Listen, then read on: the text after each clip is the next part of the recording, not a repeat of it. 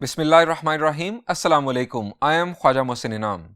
Students, इस lecture में हम वेक्टर थ्योरी के कुछ मजीद कंसेप्ट्स और उनके रेलेवेंट प्रॉब्लम्स सॉल्व करेंगे। आइए शुरू करते हैं। स्टूडेंट्स, हम डिस्कस करने जा रहे हैं projection of one vector upon another vector.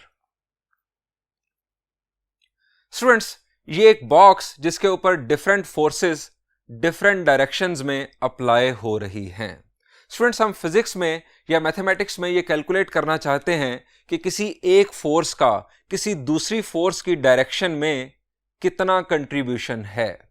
यानी अगर हम यहां पर F1 को रेफरेंस बना लें, मिसाल के तौर पर हम F1 को रेफरेंस बना रहे हैं, F1 को अगर हम रेफरेंस बना लें तो हम ये कैलकुलेट करना चाहेंगे कि F2 का F1 की डायरेक्शन में कितना कंट्रीब्यूशन है, या F3 का F1 की डायरेक्शन में कितना कंट्रीब्यूशन है, या फिर F4, F5 या F6 का F1 की डायरेक्शन में कितना कंट्रीब्यूशन है। स्टूडेंट्स, मैथमेटिक्स में या फिजिक्स में इस अमाउंट ऑफ कंट्रीब्यूशन को हम प्रोजेक्शन का नाम देते हैं। फोर्स एक वेक्टर क्वांटिटी है। अगर हम जनरली वेक्टर लैंग्वेज में प्रोजेक्शन को या इस कंट्रीब्यूशन को डिफाइन करें तो डेफिनेशन कुछ इस तरह से होगी: how much of one vector is applied along the direction of other vector is called projection of one vector along the other vector। आसान अल्फाज में किसी एक फोर्स या वेक्टर का किसी दूसरी फोर्स या वेक्टर की डायरेक्शन में कितना कंट्रीब्यूशन है, उस वेक्टर या फोर्स की प्रोजेक्शन कहलाता है दूसरी फोर्स या वेक्टर की डायरेक्शन में। स्टूडेंट्स, अब हमने F1 को रेफरेंस यहां पर बनाया है। हम अगर इस प्रोजेक्शन को या कंट्रीब्यूशन को तीन कैटेगरीज में डिवाइड कर लें: पॉजिटिव कंट्रीब्यूशन या पॉजिटिव प्रोजेक्शन, नेगेटिव प्रोजेक्शन या नेगेटिव कंट्रीब्यूशन, या जीरो प्रोजेक्शन या जीरो कंट्रीब्यूशन, या आप इसे नो कंट्रीब्यूशन भी कह सकते हैं। मेरा सवाल आपसे यह है कि F1 के लिए पॉजिटिव कंट्रीब्यूशन किस किस फोर्स का है? शाबाश जी, आपके जहन में फौरन आ गया कि F6 का पॉजिटिव कंट्रीब्यूशन है। इसके अलावा जी, F2 का भी F1 के लिए पॉजिटिव कंट्रीब्यूशन है। ये किस तरह से? जी, F2 की डायरेक्शन क्या है? It is rightward and upward, यानी इसका एक राइट साइड पर कंपोनेंट मौजूद है। इस फोर्स का राइट कंपोनेंट भी एक मौजूद है। हम इसे फिजिक्स की लैंग्वेज में हॉरिजॉन्टल कंपोनेंट कहते हैं। इस हॉरिजॉन्टल कंपोनेंट की डायरेक्शन इस वक्त राइट साइड पर है। सो F2 का कंट्रीब्यूशन F1 के लिए पॉजिटिव है। हम इसे प्रोजेक्शन का नाम दे चुके हैं, सो हमें प्रोजेक्शन का वर्ड यूज करना चाहिए। F2 का प्रोजेक्शन F1 के लिए पॉजिटिव है। अब जरा ये बताएं कि नेगेटिव कंट्रीब्यूशन या नेगेटिव प्रोजेक्शन किन फोर्सेस का है? शाबाश, the forces are F4 and F5। अब नेगेटिव ज्यादा किसका है? The answer is F5। F4 भी नेगेटिव है, उसका जो हॉरिजॉन्टल कंपोनेंट है वो अपोजिट डायरेक्शन में एक्ट कर रहा है। यानी F4 और F5 का प्रोजेक्शन या कंट्रीब्यूशन नेगेटिव होगा F1 के रेफरेंस से। अब यहां पर स्टूडेंट्स एक और बात जरा क्लियर कर लें। एक फोर्स है F6 और एक फोर्स है F5। इन दोनों का कंट्रीब्यूशन मैक्सिमम है, एक का पॉजिटिव सेंस में और एक का नेगेटिव सेंस में। यानी हम ये कहेंगे कि अगर दो फोर्सेस के दरमियान बनने वाला एंगल या दो वेक्टर्स के दरमियान बनने वाला एंगल 0 डिग्रीज हो तो प्रोजेक्शन उस वक्त मैक्सिमम होगा पॉजिटिव सेंस में। और दूसरी तरफ अगर दो फोर्सेस या दो वेक्टर्स के दरमियान एंगल 180 डिग्रीज हो तो उस वक्त भी प्रोजेक्शन या कंट्रीब्यूशन मैक्सिमम होगा, लेकिन नेगेटिव सेंस में। स्टूडेंट्स, अब हम बात करते हैं F3 की। F3 का कंट्रीब्यूशन या प्रोजेक्शन F1 की डायरेक्शन में क्या है? इसका कोई हॉरिजॉन्टल कंपोनेंट है? The answer is no. F3 का कोई हॉरिजॉन्टल कंपोनेंट नहीं है, सो इसका कोई कंट्रीब्यूशन नहीं है F1 की डायरेक्शन में। स्टूडेंट्स, आइए अब हम देखते हैं कि हम किस तरह से एक वेक्टर का प्रोजेक्शन किसी दूसरे वेक्टर की डायरेक्शन में कैलकुलेट करते हैं।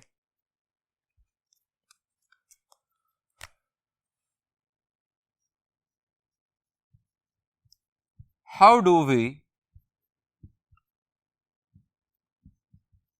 कैलकुलेट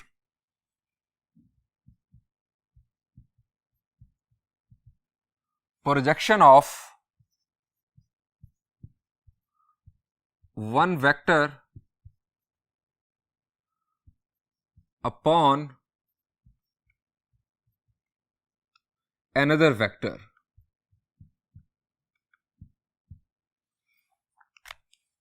हम फर्ज कर लेते हैं यहां पर दो vectors,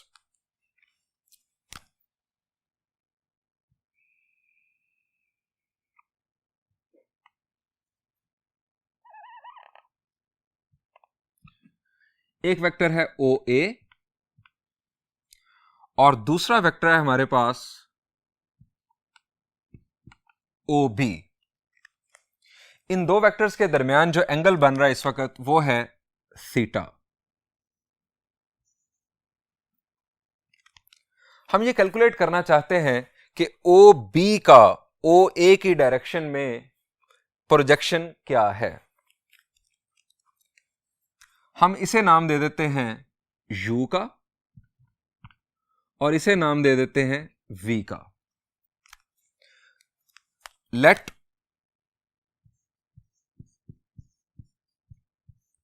O A is equal to u, O B is equal to v be two non-zero vectors.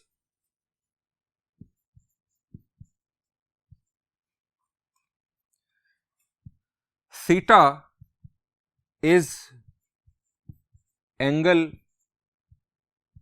between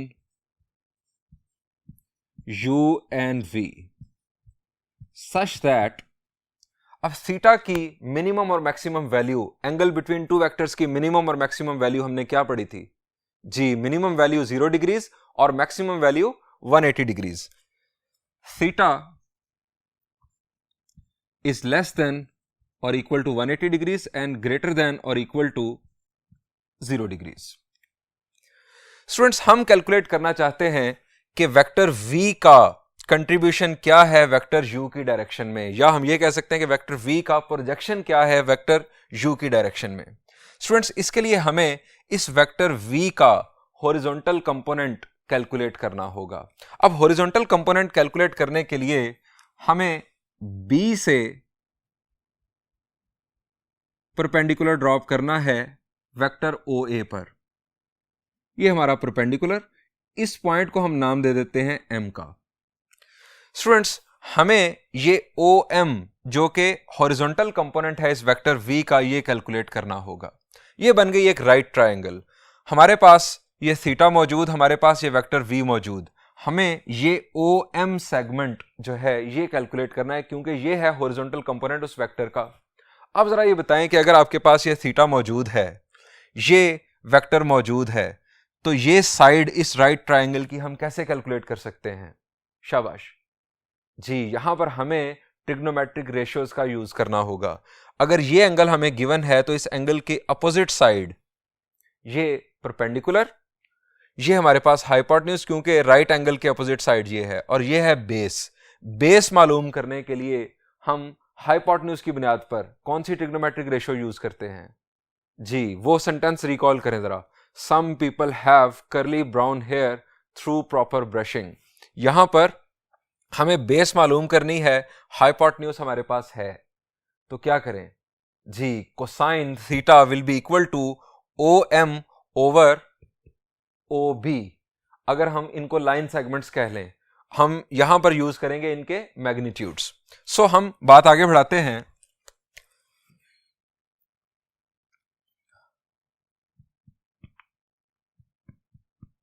dropping a perpendicular on OA vector such that OMB is a right triangle। OMB एक right triangle बन गई। Here OM is projection of v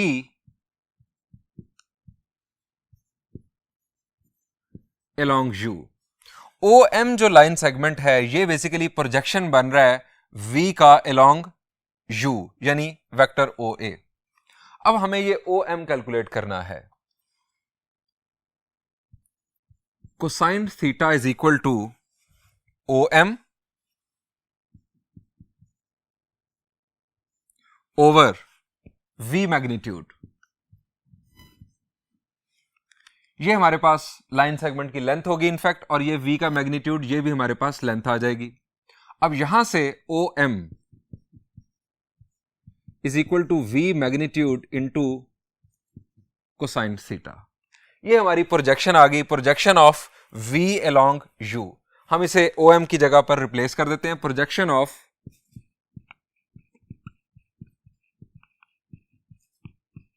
v along u, ये हमारे पास formula बन गया magnitude of v cosine theta. Students यहां पर ही दूसरा फॉर्मूला भी समझ लेते हैं। Projection of u along v हमारे पास यहां पर बन जाएगा u magnitude into cosine of theta. अब स्टूडेंट्स हम ये फर्ज करते हैं कि हमें ये प्रोजेक्शन कैलकुलेट करनी है, लेकिन हमें theta between two vectors given नहीं है, हमें दो वेक्टर्स गिवन हैं। अगर हमें दो वेक्टर्स गिवन हैं आई जे या आई जे के फॉर्म में, तो उस सूरत में हम प्रोजेक्शन कैसे कैलकुलेट करेंगे? थीटा हमारे पास है नहीं। तो स्टूडेंट्स हमें कोसाइन थीटा की वैल्यू ले आनी चाहिए। कोसाइन थीटा की वैल्यू हम ला सकते हैं डॉट प्रोडक्ट वाले फॉर्मूला से। हम यहां पर लिखेंगे since cosine theta is equal to u dot v over u magnitude into v magnitude. ये हमारा u डॉट v का फॉर्मूला। यहां से कोसाइन थीटा की वैल्यू हम यहां पर पुट कर देते हैं। इसको नाम दे देते हैं 1 का, putting in 1।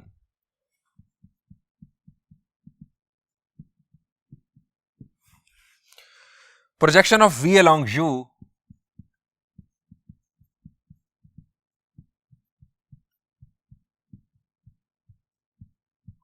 is equal to v magnitude into cosine theta की value u dot v over u magnitude v magnitude.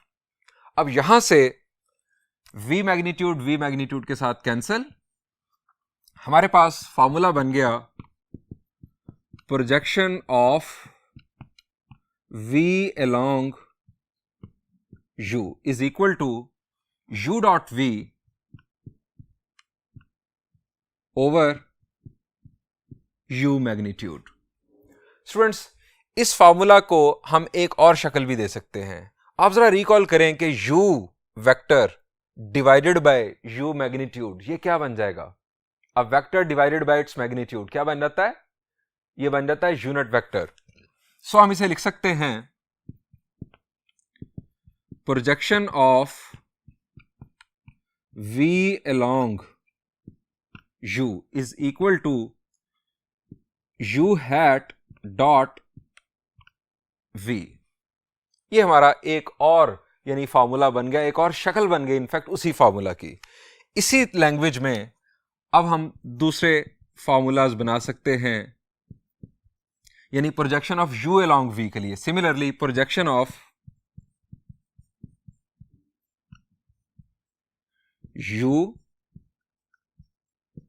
along v, हमारा फॉर्मूला बन जाएगा u dot v over v magnitude. अब इसको याद रखने का आपको मैं एक तरीकेकार बता देता हूं। Projection of v along u हो या projection of u along v हो, न्यूमरेटर में u डॉट v ही आएगा, कोई चेंज नहीं न्यूमरेटर में। अगर आपके पास यहां पर आ रहा है u तो नीचे u मैग्नीट्यूड आ जाएगा, और अगर आपके पास यहां पर आ रहा है v तो नीचे v मैग्नीट्यूड आ जाएगा। ये इसको याद रखने का सबसे सिंपल ट्रिक। इस फॉर्मूला को भी हम इस लैंग्वेज में लिख लेते हैं v ओवर v मैग्नीट्यूड, ये बन जाएगा v हैट। सो हम इसे लिख सकते हैं प्रोजेक्शन ऑफ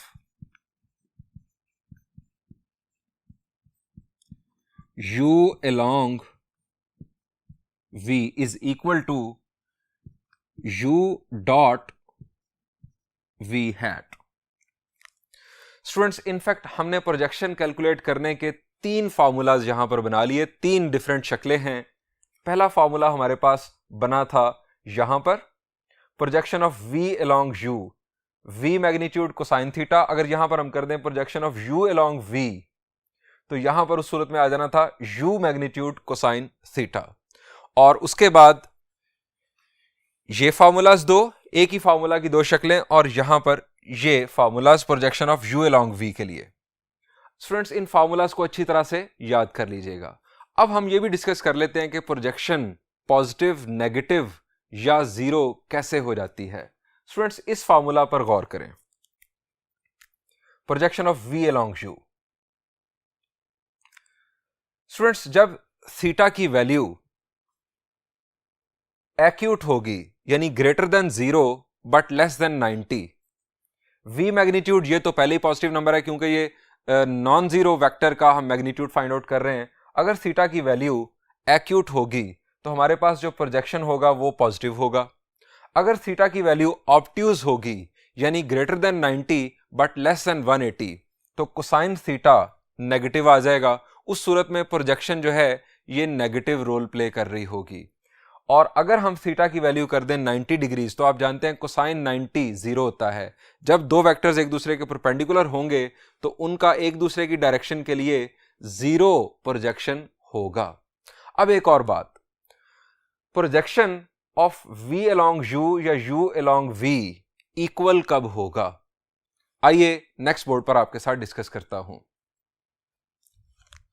हमने डिस्कस किया अभी प्रोजेक्शन ऑफ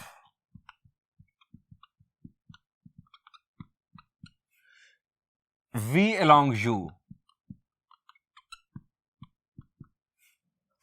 फॉर्मूला हमने कैलकुलेट किया magnitude of v into cosine of theta.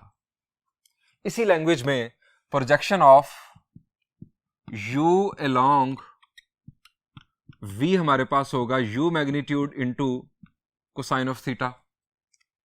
अब स्टूडेंट्स, ये दोनों प्रोजेक्शंस इक्वल कब होंगे? अगर हम इन दोनों को इक्वेट कर दें, v magnitude cosine theta is equal to u magnitude cosine theta. Cosine theta cancel, v magnitude is equal to u magnitude. आसान अल्फाज में, अगर 2 वेक्टर्स की लेंथ या मैग्नीट्यूड इक्वल होगा तो उन दोनों वेक्टर्स का जो प्रोजेक्शन है अपॉन वन अनदर वो इक्वल होगा। स्टूडेंट्स, अब हम बढ़ते हैं प्रोजेक्शन के रेलेवेंट कुछ प्रॉब्लम्स की जानिब।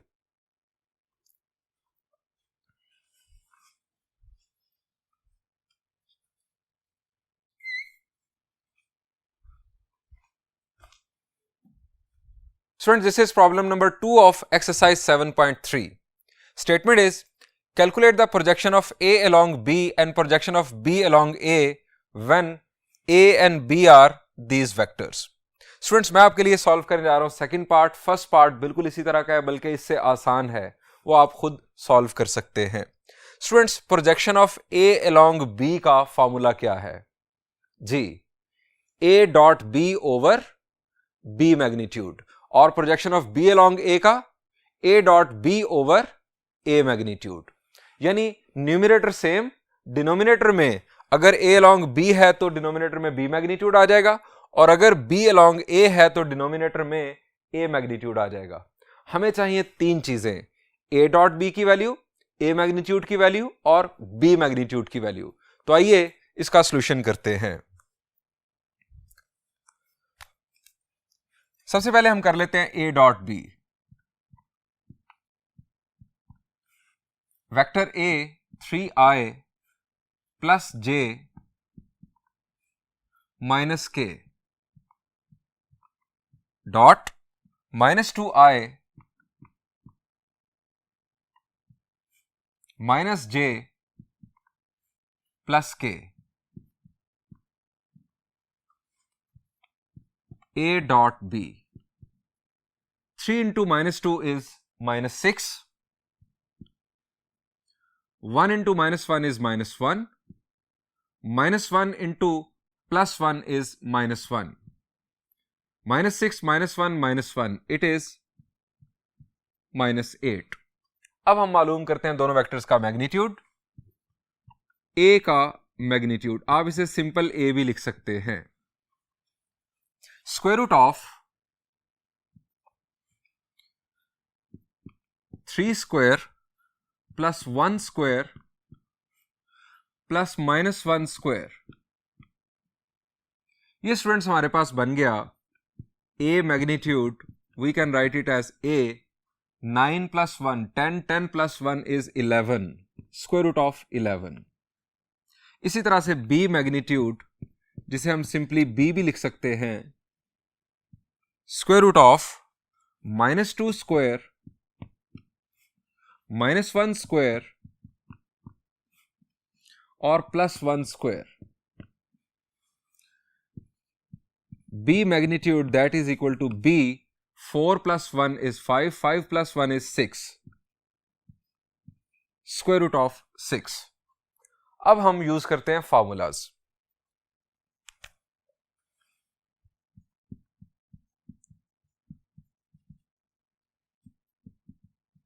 Projection of A along B will be equal to A dot B over B magnitude, putting values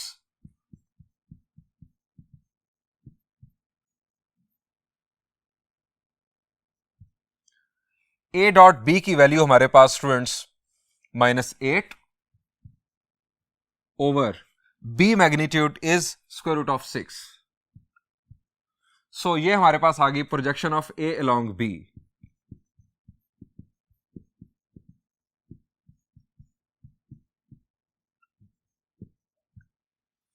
ये हमारे पास first answer.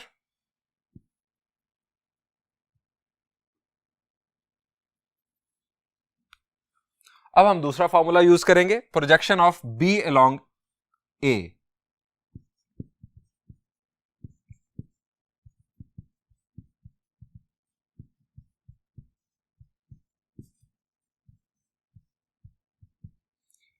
A dot B over A magnitude, putting values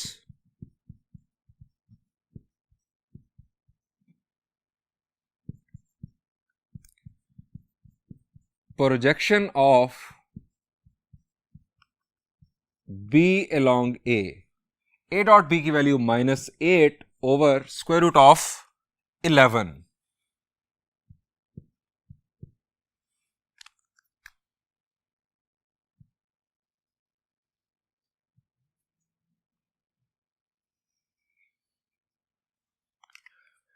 ये स्टूडेंट्स हमने दोनों projections calculate कर ली। First part आप खुद solve कीजिएगा, मैं अब बढ़ता हूं एक एग्जाम्पल की जानिब।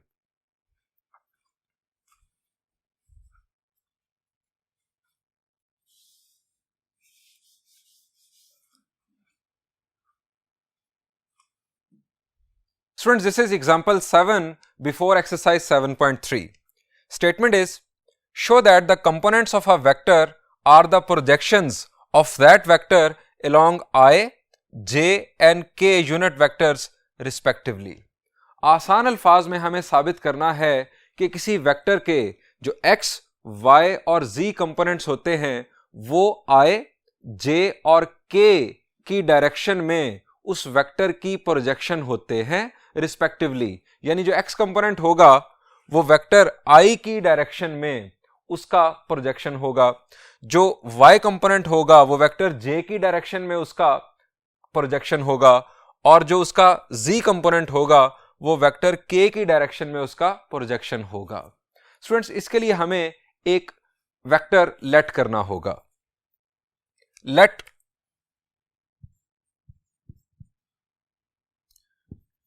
u हम उस वेक्टर का नाम रख देते हैं ai plus bj plus ck। ये है इस वेक्टर का x कंपोनेंट, ये है इसका y कंपोनेंट और ये है इसका z कंपोनेंट। हमें साबित ये करना है कि जो x कंपोनेंट है यही इसकी प्रोजेक्शन है along I, और b जो है वो इसकी प्रोजेक्शन है along j, और c जो है वो इसकी प्रोजेक्शन है along k। हम वन बाय वन ये प्रोजेक्शंस कैलकुलेट करते हैं। हम लिखेंगे projection of u along I। Formula क्या होगा जी, u dot I over I magnitude, ये हमारा होगा फॉर्मूला। इसमें वैल्यूज पुट करते हैं। Putting values,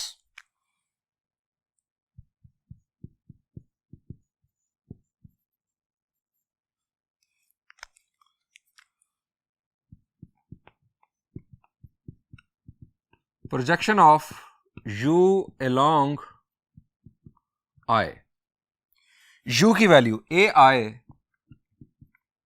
plus bj plus ck dot i over i magnitude. अब स्टूडेंट्स, i का मैग्नीट्यूड, i क्या है? यह है यूनिट वेक्टर, इसका मैग्नीट्यूड हो जाएगा 1। अब हमें ऊपर डॉट प्रोडक्ट परफॉर्म करनी है। हमारे पास ये दो वेक्टर्स हैं, एक और ये दूसरा। यहां पर सिर्फ और सिर्फ हमें i नजर आ रहा है, सो a मल्टीप्लाई होगा 1 के साथ। j कंपोनेंट यहां पर नहीं है, k कंपोनेंट यहां पर नहीं है, सो वो प्रोडक्ट परफॉर्म नहीं होगा। a into 1 will be a। So ये हमें साबित करना था कि projection of u along I is equal to a, यानी जो हमारे वेक्टर का x कंपोनेंट है वो इस वेक्टर की प्रोजेक्शन है along वेक्टर I। बिल्कुल इसी पैटर्न पर अगर हम चलेंगे u along j के लिए, तो अब आप समझ गए हैं कि हमारे पास आंसर आ जाएगा b, और u along k के लिए हमारे पास आंसर आ जाएगा c। हम इसको कंप्लीटली सॉल्व कर लेते हैं। Projection of, similarly projection of u along j is equal to, अब u की वैल्यू दोबारा से ai plus bj plus ck dot j over j magnitude. j भी यूनिट वेक्टर, सो मैग्नीट्यूड 1, और यहां पर b into 1 will become b। Projection of u along j is equal to b। बढ़ते हैं next. Projection of u along unit vector k, ai plus bj plus ck dot unit vector k divided by k का magnitude. k का magnitude भी 1, और यहां पर c multiply होगा 1 के साथ, so projection of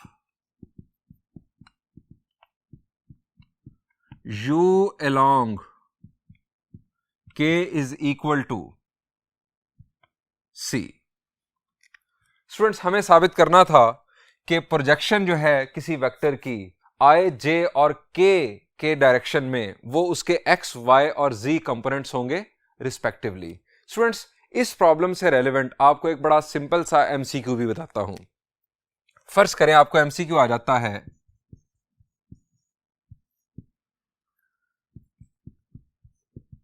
projection of u है हमारा 3i minus 2j plus 4k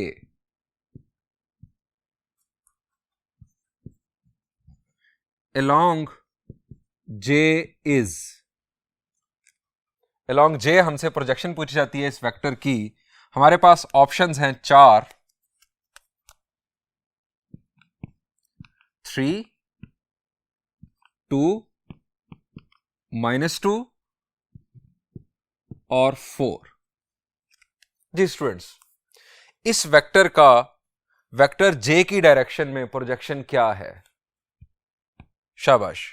अभी हमने क्या सीखा कि किसी वेक्टर का जो x कंपोनेंट होगा वो उस वेक्टर का प्रोजेक्शन होगा i की डायरेक्शन में, जो उसका y कंपोनेंट होगा वो j की डायरेक्शन में उसका प्रोजेक्शन होगा, और जो उसका z कंपोनेंट होगा वो k की डायरेक्शन में उसका प्रोजेक्शन होगा। हमें यहां पर प्रोजेक्शन बताना है इस वेक्टर का अलोंग j। तो j के साथ हमारे पास जो y कंपोनेंट है वो क्या है? Answer is -2। So the correct answer is -2। इस वेक्टर का वेक्टर j की डायरेक्शन में जो प्रोजेक्शन है वो है -2, वेक्टर i की डायरेक्शन में जो इसका प्रोजेक्शन है वो है 3, और वेक्टर k की डायरेक्शन में जो इसका प्रोजेक्शन है वो है +4। स्टूडेंट्स, यहां पर इस लेक्चर को एंड करते हैं। इंशाल्लाह नेक्स्ट लेक्चर में हम कुछ मजीद प्रॉब्लम्स डिस्कस करेंगे। Thank you and Allah Hafiz.